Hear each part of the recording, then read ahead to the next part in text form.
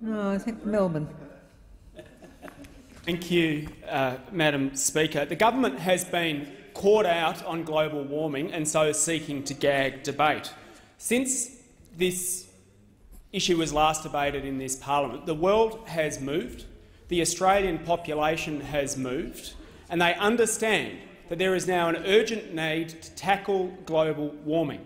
And because this government has been caught out without any effective policy that will work at all, and because members of this government have been exposed for being the science-denying shills for the fossil fuel sector that they are now seeking to gag debate. What we know since this set of bills was last brought before the parliament is that the world is moving towards exactly the kind of trading schemes that are about to be repealed. Our Prime Minister came out and said, well, no, the world's moving the other way and no one is taking him up, but could not point to one country, for whom that's the case. And in fact, within a matter of months, we are going to be trading with Korea, who will have an emissions trading scheme. Provinces in China will have an emissions trading scheme.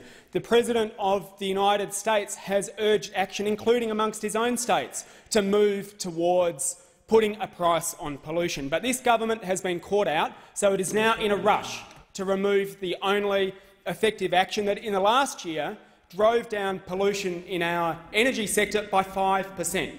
The government's also been caught out because now, for the first time, after people have had the opportunity to witness this government in action and test the veracity of their claims, the Australian public realises that just as the government said one thing and did another on education, just as they said one thing and did another on health, just as they said one thing and did another on pensions, they're saying one thing and doing another on climate, because what they intend to do will not make electricity cheap again in this country. People know the reasons that power bills have gone up. This will not make electricity cheap again.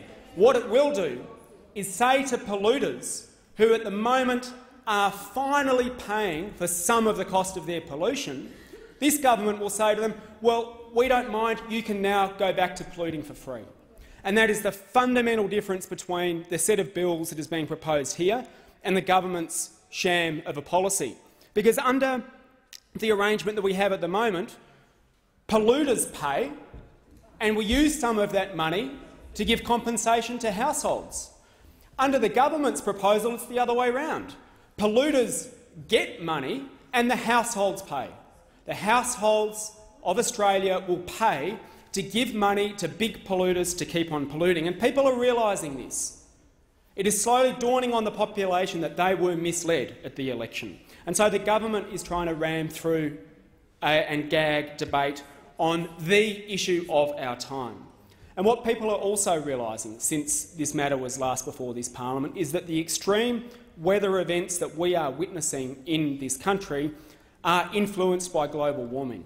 And people do not want the angry summer that we have been seeing, Australia having experienced the hottest day, hottest month and hottest year on record. We do not want that to become the new normal.